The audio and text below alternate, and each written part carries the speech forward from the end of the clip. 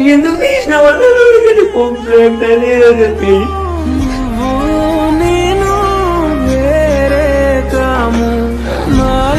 అందరికీ నమస్కారం.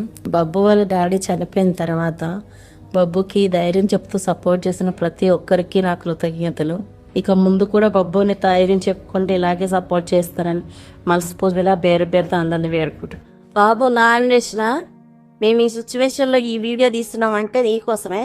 ఈ రోజున బబ్బుని అయ్యో వాడు అని అంటున్నావు. అంతకన్నా ఫస్ట్ చేసిన వీడియోలోని పోక్సో యాక్టర్ ఎందుకు మాట్లాడినావు? నువ్వు ఆ రోజు పోక్సో యాక్టర్ మాట్లాడడం వల్లనే ఈ రోజు నా ఇంట్లోని నా భర్త చనిపోయాడు. బయట 10 మంది 4 విధాలు మాట్లాడబట్టి దాని గురించి టెన్షన్ పడి బీపీ పెంచుకొని నెత్తుల నరాలు బ్రెయిన్ లో నరాలు బ్లాక్ అయ్యి రోజు ట్రీట్మెంట్ జరుగుతున్నా కూడా బీపీ కంట్రోల్ కాక బ్రెయిన్ డెడ్ అయి చనిపోయాడు. కేవలం నువ్వు చెప్పిన ఆ పోక్సో యాక్టర్ వల్లనే ఇదంతా జరిగింది. ఇది నీకు ఎంతవరకు న్యాయం? నువ్వు మాట్లాడు, బెట్టింగ్ యాక్ట్స్ కోసం ఎంతవరకు మాట్లాడు, కానీ ఈ పోక్సో యాక్టర్ ఎందుకు తీసావు? నువ్వు ఆడవాళ్ళు సగం బట్టలు వేసుకుని పక్కన పెట్టుకుని తీసిన వీడియోల కన్నా మందరిగా ఉన్నాయా? నువ్వు చేసే వీడియోలు ఎట్లుంటాయి నీకు తెలీదా? ఆ ఊరు తిరగకుండా సగం బట్టలు వేసుకుని ఆడవాళ్ళు పట్టుకొని తిరుగుతావు. దాన్ని ఏమంటారు? దాన్ని చూసి ఏం నేర్చుకోవాలి? సమాజం ఏం నేర్చుకోవాలి?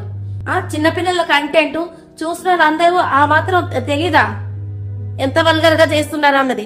7 ఏళ్ల పిల్లగాడి నుంచి వీడి టిక్ టాక్ లో ఎంత కష్టపడ్డాడో ముందు నుంచి చేసిన జనాలందరికీ తెలీదా? ఈ రోజు నువ్వేదో మాట్లాడావనేసి నీళ్ళు పట్టుకొని అందరూ మాట్లాడేసరికి ఆ నలుగురు మాట్లాడిన మాటలుగా ఆయన తట్టుకోలేక ఆలోచించి బీపీ పెరిగి బ్రెయిన్ లో బ్లడ్ క్లాట్ అయ్యి ఆపరేషన్ చేయించాం. ట్రీట్మెంట్ 7 days ట్రీట్మెంట్ జరిగినా కూడా అరగంటకి ఆయనకి బీపీ హై అవుతూ బ్రెయిన్ క్లాట్ అవడం, బ్రెయిన్ డెడ్ అవడం వల్ల చనిపోయాడుగా.